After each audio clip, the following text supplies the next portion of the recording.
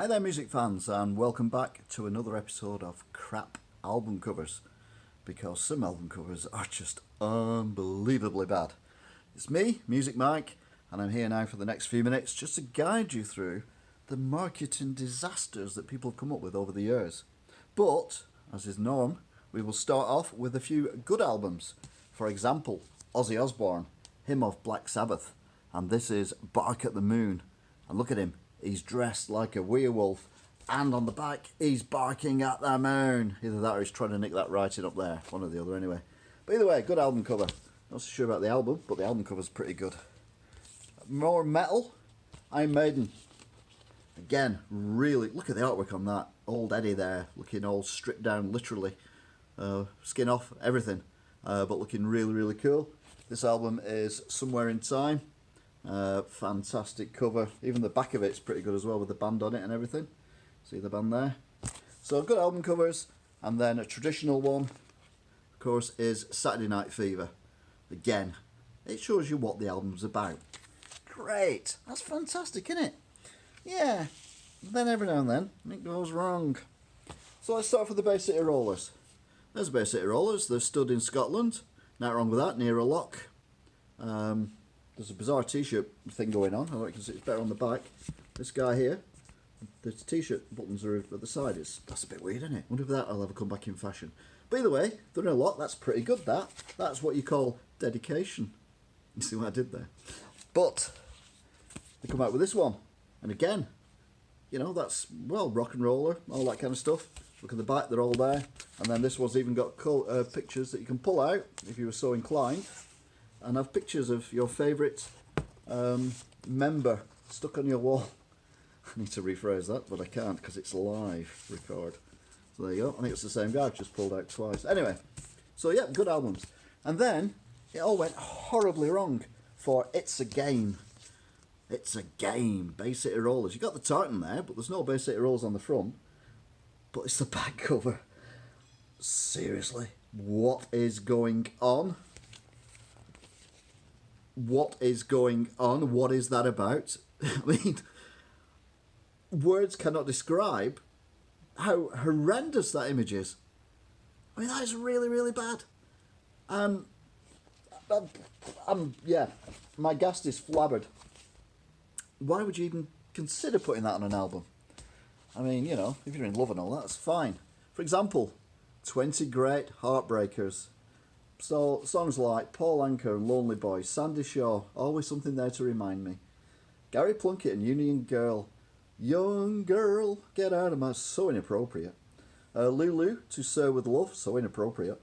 And a few other songs as well, obviously. There's 20 songs on there. But look at the picture. That is horrendous. It looks like Terminator has melted and the girl stuck her head to his chest. I've no idea what that's meant about. So, yeah, no, don't buy this album. It's rubbish. But of course, you've always got to think. You've always got to think about what you're going to do when your career ends. So, the best thing to do is think of something you could do, but don't let people know that you're looking at doing something else. And just think it's an album cover. Very moody album cover. It's Johnny Mathis. Johnny Mathis, him of the crap album covers. But this time, look at him. He's looking all wistful and thoughtful there. This is the Mathis collection. Why is he looking wistful and thoughtful? That's because he wants to take over a TV show off the telly. That's right. Cash in the Attic. That's what he's looking at. He's looking at, well, I think this is worth £5. I think we should put it up to auction. Let me just move it nearer the window so I can just check better. Yes, I can see it's a genuine porcelain from wherever. Yes, I think we should definitely put that through. So there you go, Johnny Mathis. Next thing, you've got one of the biggest sex stars. Sex stars? That doesn't even sound right. Sexy men, if that's your thing, of the 70s. And he's brought an album out. He's Skarsky out of Starsky and Hutch, or he's Hutch out of Skarsky and Hutch. Who knows? No one knows. So, you've got the sexiest man on TV, bringing out an album. So what are you going to do? You're going to put a sex picture on there, so all the women go out and buy him. Yeah, let's let they come up with that. I know it's the 70s, but that, by no stretch of the imagination, is not a sexy picture. But it doesn't matter. They've always got a B-side of the cover. They can put a different picture on the back. That'd be amazing. So let's sit him on a horse in the distance, just stood there, because women will love that. Yeah, second album didn't go well. And then, of course, you've got to think that, you know, people have got these clever names. Everyone's got a clever name, you know, like something that means something to them or whatever. So we've got Boxcar Willie. Now we're looking at the boxcar part of this, just in case you've got a dirty mind. Boxcars are basically the containers that go on the back of lorries and trains, whatever. So you got Boxcar Willie, and I'll give you a clue. He's actually by a train track. And the album is called King of the Road, which isn't true because it's a train track and train tracks are not the road. And it's 20 great tracks. First track being King of the Road. So, there he is. Except, that's a train, it's not a boxcar. Plus, he's very much, I mean, what's he sat on? That's... Now, in the 80s, if you've been watching Top of the Pops on BBC4 recently, you'll have noticed there's a group called Imagination. And the lead singer of the group is a guy called Lee John. Lee with 3 E's. Now, he was, probably still is, very particular about his appearance.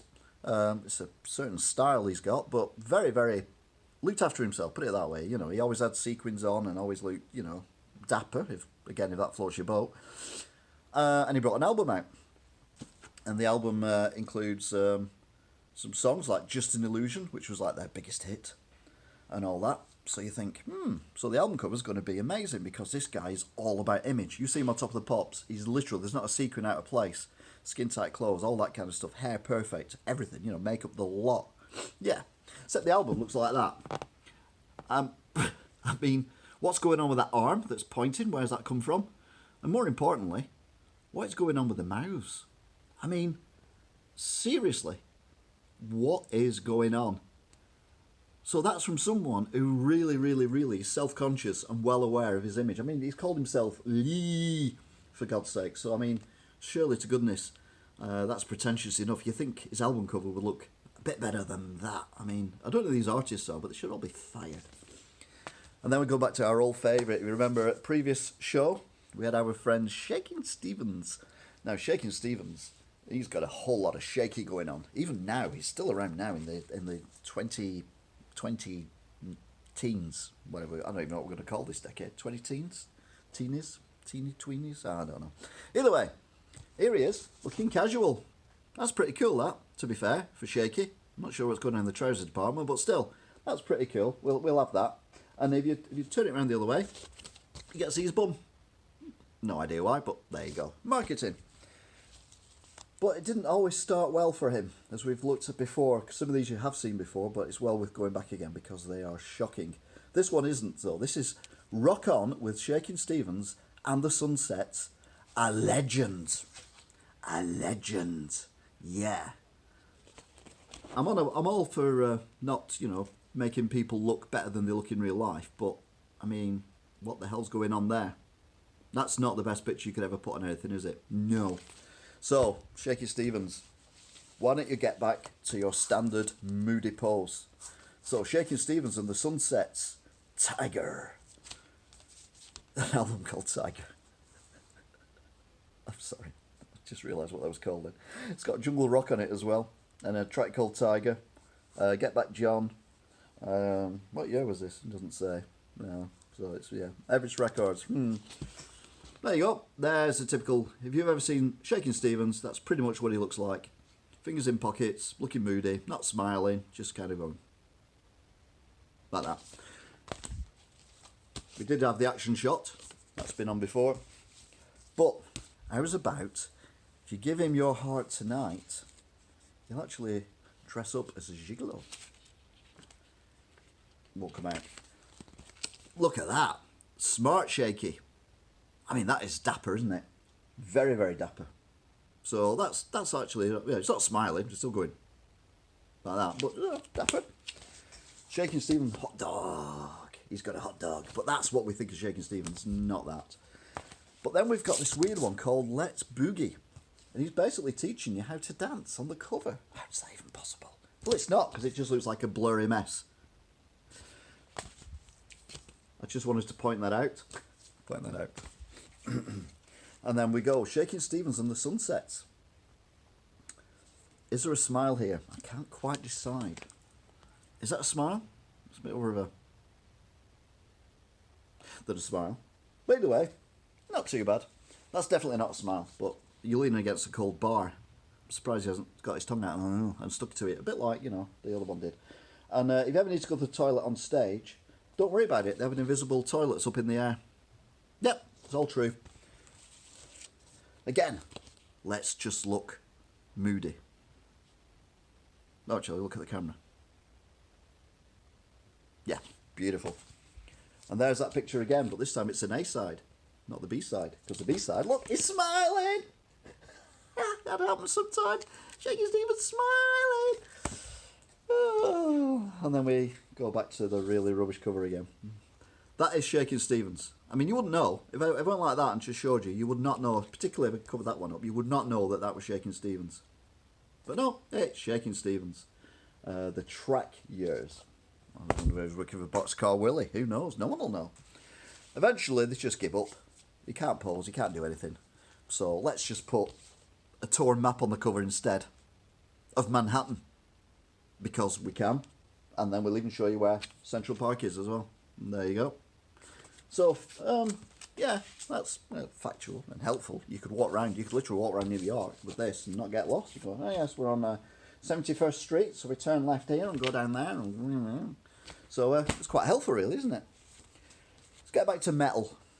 Now, one of the bands that had a hit, I use the term loosely, was Twisted Sister. Ironically, there were no women in the band. But there was a man who was, well, he had a look. So for the cover, they decided to come up, the album's called Stay Hungry, and you wonder why he's staying hungry. That's because they give him a raw bone. I'm not kidding you, that is a raw bone. Now, you know, I think I'd sooner stay hungry than eat that. But it doesn't matter, because you can always invite your friends around, and you can share it. Or a worst case scenario, you can give it to the little rat. Can you see the little rat down there? Ah, it's cute that. But yeah, is that appetising? Would you buy that album with a man with a big bone? Yeah, let's just pretend I never said that. Foundation is an amazing thing. As these men, show you. I mean, come on, what is going on here? I think there's more makeup on there than what there is in Boots. This is Poison. And yeah, Look What the Cat Dragged In is what the album's called. Which is ironic because we had a rat on the previous one. But yeah, I had to look twice at the cover of that one to think what the hell's going on. It's an interesting look. Very 80s. Doesn't get more 80s than that. Even though I think it was not in the 80s, to be fair. Yeah, it was. 1986. 1986. And then we've got the album covers that would not be allowed today. Mainly because, well, we're a lot better than we used to be. Especially when it comes to women's rights and whatnot. So there you go, Boney M. Mama Baker and Rasputin and Brown Girl in the Ring and all that kind of stuff. Rivers of Babylon and, yeah, you know them. Well, that's what they look like in the 80s. And again, that's not overly offensive. They're all hanging onto a rope for no apparent reason. I mean, we've all done it. Probably at school, in the gym. But not with everyone on the same rope. Obviously, that'd be stupid. Or you could also join the circus and wait to climb up to the trapeze, but not actually do it. But just wear some really cool costumes, if you think that's cool.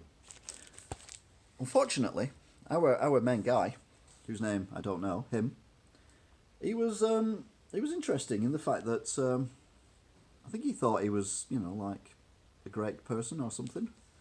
Certainly better than the women. And the reason we know that is because, can you imagine this album cover getting released now? He's got all the women chained up. Although he's lost one. There's only two. Oh no, there is three there. Now seriously, would we get away with that today? And the answer is, no, we would not. Because that is highly offensive. Not as offensive as some of the songs. My Baker. Oh, that's alright. I quite like that one actually. Have you ever seen The Rain? Motherless Child? Still I'm Sad. Oh, 1977, by the way, that's 1977. It was a different world back then. CDs. Now, I don't do a lot on CDs, mainly because I've never had a lot of CDs, but this one album cover really, well, CD cover really stuck out at me. It's Michael Bublé, or Michael Bublé, and it's called Crazy Love. So you're like thinking, okay, that's alright. So what they're going to do, they're going to have a picture of him doing a kung fu kick. Because...